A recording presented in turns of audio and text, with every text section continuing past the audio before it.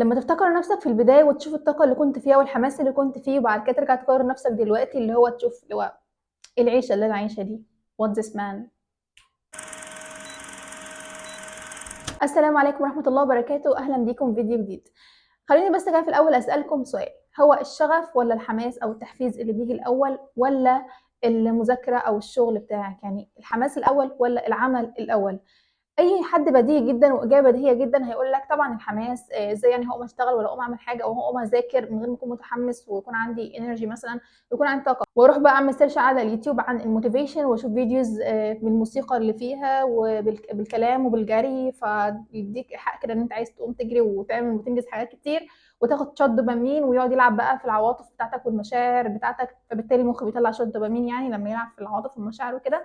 وتقوم، يعني هي فعلًا أنت فعلًا بتقوم، هي بتنفع بس مش على طول، ممكن تنفع معاك مرّة و2 بس بعد كده يعني ممكن تخش في التالتة وممكن لأ، بس بعد كده مش هتقوم، لأ إحنا بنجربها قبل كده عادي يا جماعة مش هتقوم، عارفين شايفين الكلام المكتوب ورا ده، اللي هو ورا على الأبيض ده وهناك برضه مكتوب ورق أبيض وفي تاني أصلًا ورق في الحيطان دي، الحاجات دي كانت من الmotivations اللي أنا كنت باسمعها من الفيديوز وحاجات من دي يعني، كانت كنت بتخلّيني أكتب بس ما عادش ما عادش بينفع الكلام ده. أكتر كلمة بتتقال تقريبًا أنا فقدت الشغف، ما عنديش طاقة أكمّل، ما عنديش مش حاسس إن أنا motivated خالص، في حين إن الشاطر والذكي اللي يبدأ بالشغل بتاعه الأول، يبدأ بالمذاكرة بتاعته الأول، ولمّا يخلّصها يعمل check كده ويشخبط عليها، فمخه يدّي له shot دوبامين قوي يخلّيه يكمّل بعد كده يخش في الtask اللي بعد كده والtask اللي بعد كده، ويرجع تاني يوم يكمّل على أساس الحاجة اللي هو بدأ فيها، وده على طول بيعمل tracking على الحاجة اللي هو عاوز يوصل لها في النهاية، وده بينفي الكلام أو الإجابة اللي إحنا قُلناها في الأول، لأ هو بدأ بالمذاكرة الأول،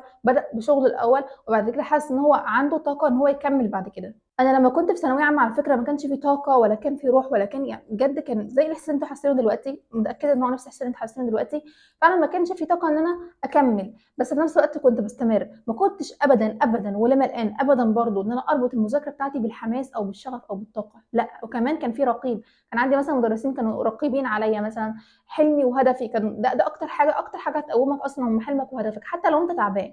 حتى دايمًا بيقول لك ما فيش وقت للانهيار، ذاكر وأنت بتعيط، اللي هو ما تسيبش لنفسك الفرصة أو تدّي لنفسك الحاجة اللي تخلّيك اللي هو أنا هاربط الحماس أو إن أنا دلوقتي متشجّع أنا هاذاكر، مش متشجّع مش هاذاكر، مش هتذاكر خالص، بجد مش هتذاكر خالص، أصل مش الطبيعي إن البني آدم يفضل طول عمره في حالة motivated على طول، يعني أصلًا معنى كلمة إن أنت تكون متحمّس أو متحفّز يعني دماغه بيطلّع شوية دوبامين، فمش طبيعي أصلًا الإنسان يكون عنده دوبامين كتير غلط، مش هينفع أصلًا. وخلّينا متفقين إن التقصير هو دايمًا الحاجة اللي مضايقانا، مش الحماس، مش فقدان الشغف، مش فقدان الطاقة، لأ إحنا فعلًا اللي بنقصّر، فبالتالي دي حاجة هي اللي بتضايقنا، يعني هو دي الحاجة اللي حاسّينها على قلبنا أصلًا هو التقصير بتاعنا، والحماس والحاجات دي كلّها شيء مُبالغ فيه جدًا، حتى جيمس كلير بنفسه صاحب كتاب العادات الذرية كان قال motivation is overrated يعني حاجة مُبالغ فيها جدًا، وكمّل كمان وقال environment matter more يعني environment أو البيئة بتاعتك أو بيئة المذاكرة بتاعتك تهمك أكتر إن أنت تكون شخص متحمس أو متحفز، وده ينقلنا النقطة اللي بعدها اللي هو إزاي أبدأ فعلًا،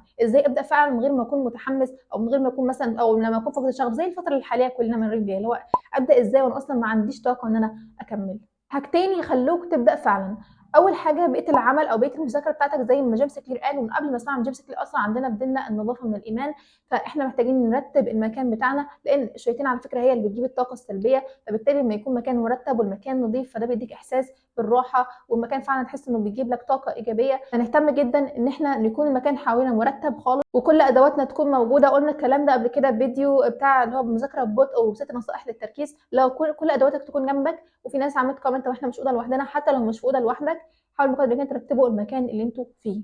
تاني حاجة هي السيستم، النظام اللي أنت ماشي عليه، بُصّوا يا جماعة من الآخر كده، من الآخر كده أهو، لو إحنا ما نظمناش وعملناش حاجة نعملها tracking كده، لو ما نظمناش بجد إحنا صدقوني بجد إحنا مش هننجز. أنا مثلًا في الضغط اللي أنا فيه بجد إحنا مضغوطين جدًا ضغط ربنا ما يوريه لأي حد، كلية، أنا من غير الحاجات اللي باقعد أعملها دي أنا مش عمري في حياتي ما هانجز أي حاجة بجد. بس أنا باعمل كده إن إحنا في الكلية، فالمفروض بقى إحنا عارفين إن إحنا أخدنا إيه ومحاضرات وسكاشن كده، فباقعد أقسّمهم على أساس إن إحنا إيه بنمتحن أصلًا حاليًا باصور لكم وأنا بامتحن، قدّروا وحطوا اللايك، أنا بجد والله باصور لكم وأنا بامتحن. من غير ما تعمل tracking للحاجة اللي أنت فيها وتمشي بنظام معين وsystem معين وتكون الenvironment حواليك منظمة ومرتبة، أنت كده تقدر تشتغل حتى لو مش عندك طاقة، اللي هو مكان مرتب، أنت قاسم نفسك على جدول، رغم إن إحنا بجد ما في أنا بجد والله ما فيش حاجة اللي هو تقومك في عز الحاجه اللي كلها صعبه واحنا بنذاكرها، كل حاجه كده تحسها معقده. بس انت لما بتنجز بتفرح، انت بتفرح فعلا. فمن غير حماس، وانا بدات من غير حماس من غير اي حاجه، وتقابلنا هنا مشكله: يوم اذاكر كويس وكويس جدا، ويوم لا. يوم اذاكر مذاكره مش حلوه وممكن ما اذاكرش خالص. وده ينقلنا للنقطه اللي بعدها: لو بصيت على كيرف اي انتاجيه في الدنيا دي كلها لازم تلاقيه متذبذب، طالع نازل طالع نازل، وكذلك مذاكرتك بالظبط. يوم يوم لا، يوم يوم لا، وبنسب متفاوته جدا يعني. ده النورمال اصلا. بس الكيرف ده اكبر دليل على الاستمراريه. رغم الفشل ورغم الهبوط، اكبر دليل ان انت مستمر. طالما ان في كيرف في استمراريه، ماشي، انا مستمر ماشي. هو ده المهم. فتيجي عند وقت الهبوط الشديد، اللي هو وقت ما تهبط هبوط شديد، تاخد بريك. انا مثلا لما الاقي نفسي زعلانه او حسيت بهبوط شديد، اسال نفسي: هو انا ايه اللي مزعلني؟ انا بجد ايه اللي مزعلني؟ واقعد اتكلم مع نفسي بقدر الامكان لحد ما توصل لسبب معين انا كنت زعلانه منه. لو حاجه بايدي اقدر اصلحها فعلا اصلحها. لو حاجه مش بايدي خلاص ارضي بقضاء ربنا، الحمد لله، قضاء وايه، قضاء وقدر، خلاص الموضوع انتهى. طب لو حاجه بايدك، زي مثلا اتخانقت مع والدك او والدتك، اتخانقت مع صاحبك، عملت مشكله، كل الحاجات دي بتاثر على انتاجيتك وبتاثر على مذاكرتك. والصحه النفسيه عامه مهمه جدا جدا على الانتاجيه او مذاكره اي حاجه. يعني انتوا دلوقتي حاسين بهبوط وحاسين بضغط شديد جدا في الفتره الحاليه، واللي بعد كده هيبقى اصعب يعني. المهم يعني حاسين بضغط. فيعني بلاش تتخانقوا كتير. انا فاهمه ان انتوا مثلا دلوقتي ممكن تروحوا تزعقوا مع اي حد وتتخانقوا مع اي حد. على فكره ده هيعود عليك انت بالسلب، انت بعد شويه هتزعل انت عامل حاجه زي كده. فخلاص خد يوم بريك مثلا، صلح في الدنيا وظبط صحتك النفسيه، تقرب من ربنا اكتر، قوي علاقتك بربنا اكتر، اهتم بالقران، اهتم بكل الجوانب دي كلها. هتصلح علاقتك النفسيه اكتر واكتر. طالما صلحت علاقتك النفسيه، انت كده هتكون يعني عملت كل حاجه، مشيت بسيستم معين، ظبطت بيئه العمل بتاعتك، ظبطت علاقتك النفسيه. كان في حماس، ما كانش في حماس في داهيه، كان في شغف، ما كانش في شغف في داهيتين. ابدأ يا عم وخلاص. وصدقوني كلها فترات وبتعدي، والدنيا كده كده مش هتقف على حد. افتكر دي كويس قوي، كده كده الايام هتعدي.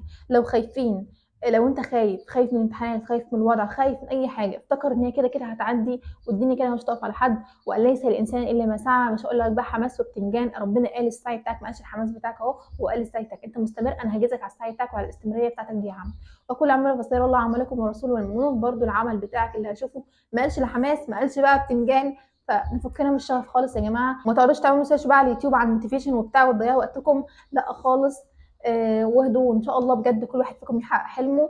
وبجد انا والله بقدم كل حاجه اقدر فعلا اساعدكم بيها. انا فعلا بقدمها، وبحاول برضه ارد على الكومنتات بتاعكم. بس حاليا اصلا بمتحن الواحد مضغوط جدا جدا جدا فوق ما تتخيلوا. شفتوا مضغوطه وبعمل اهو. انتهى الفيديو بتاعنا النهارده، اتمنى تكونوا استفدتوا. ما تنسوش تكتبوا في الكومنت بتعملوا ايه لما تكونوا فاقدين الشغف، فاقدين كل حاجه. اكتبوا في الكومنت، بجد جايز زمايلكم يستفادوا منكم وانا كمان استفيد منكم. وما تنسوش تعملوا لايك، اعملوا لايك للفيديو، واعملوا اشتراك للقناه اللي لسه ما اشتركتش في القناه، وفولو على انستجرام، وفولو على فيسبوك، وفولو على تيك توك. ان شاء الله اشوفكم فيديو جديد. باي باي.